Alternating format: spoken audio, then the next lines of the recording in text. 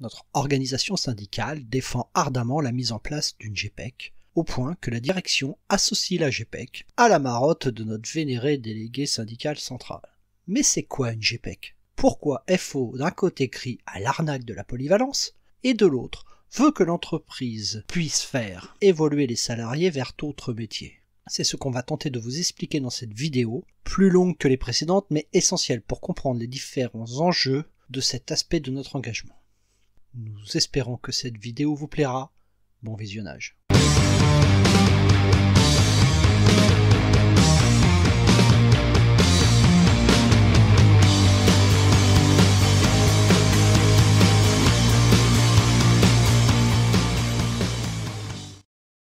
C'est pas à moi de faire ça quand même, c'est pas mon boulot.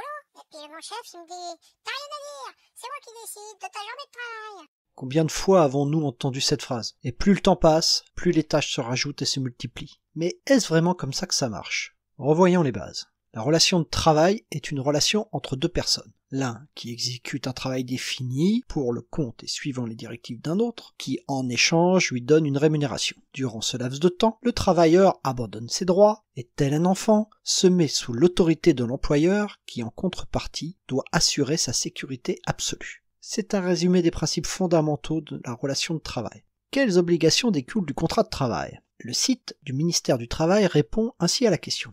L'employeur et salarié doivent respecter les obligations nées du contrat de travail et exécuter celui-ci de bonne foi. L'employeur est tenu de fournir un travail dans le cadre de l'horaire établi, verser le salaire correspondant au travail effectué, respecter les autres éléments essentiels du contrat, qualification, lieu de travail, et enfin faire effectuer le travail dans le respect du code du travail et de la convention collective. Le salarié doit, quant à lui, observer les horaires de travail, réaliser le travail demandé conformément aux instructions données, respecter les engagements mentionnés dans le contrat de travail, ne pas faire de concurrence déloyale à son employeur. Il y a donc clairement une relation entre le travail effectué et la rémunération.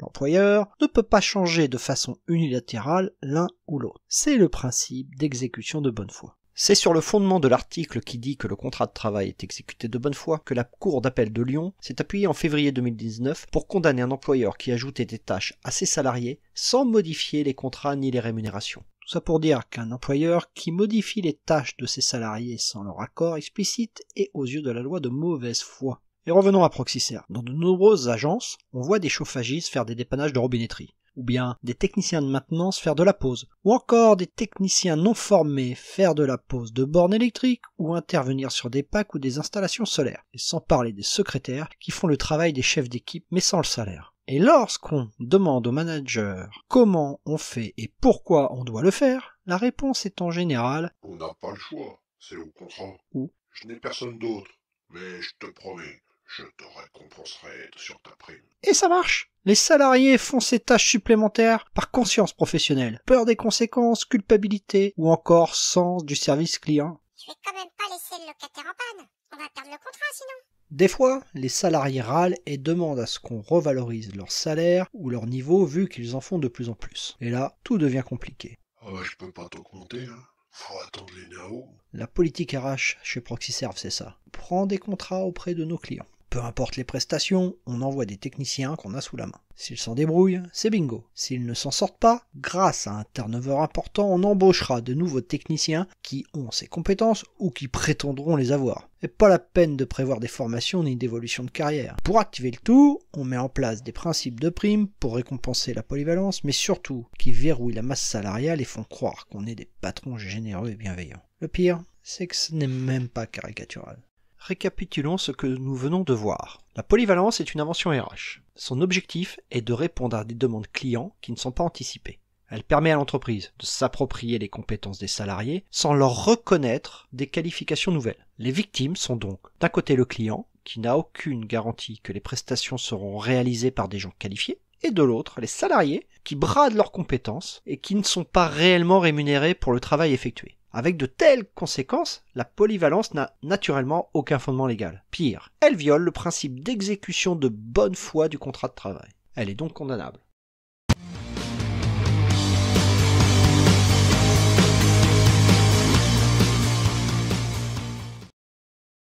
Et la GPEC dans tout ça?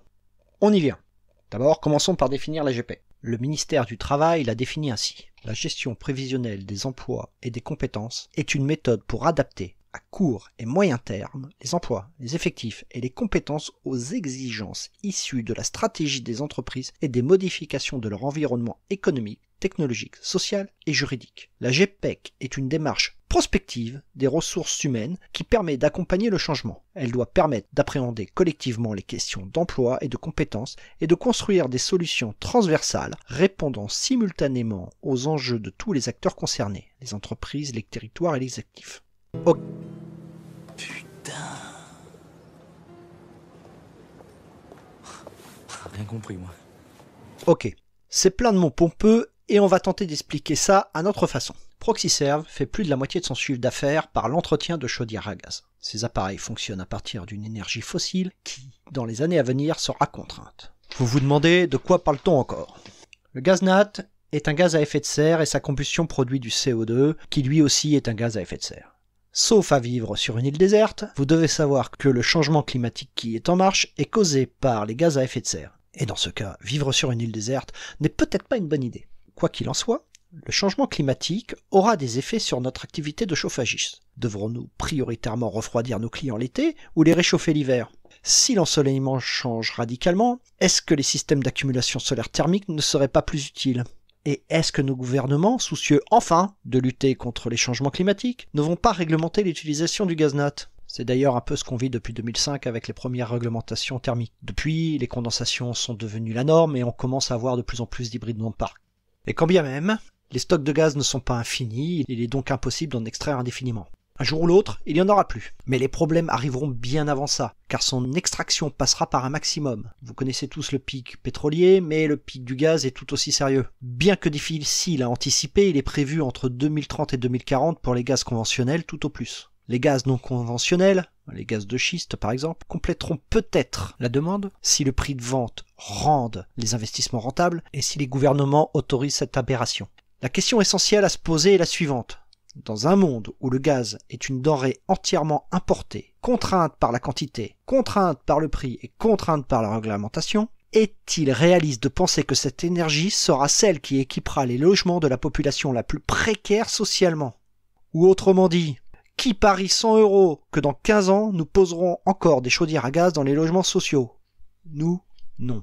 Et dans ce cas, nous sommes en train de poser les dernières chaudières à gaz dans les logements. Et donc, que deviendront les techniciens de moins de 50 ans qui sont compétents pour les technologies d'aujourd'hui? Seront-ils compétents pour poser des packs ou des solaires qui vont devenir la norme? Et c'est à ça que doit servir la GPEC.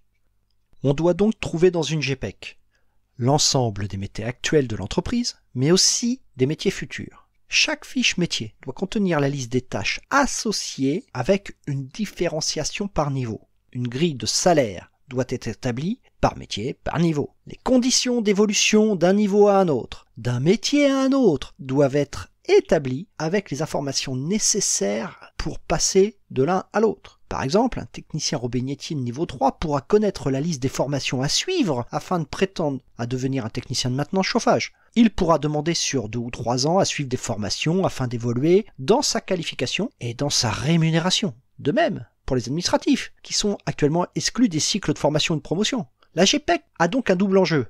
Assurer l'employabilité des salariés et limiter le turnover en leur offrant un avenir.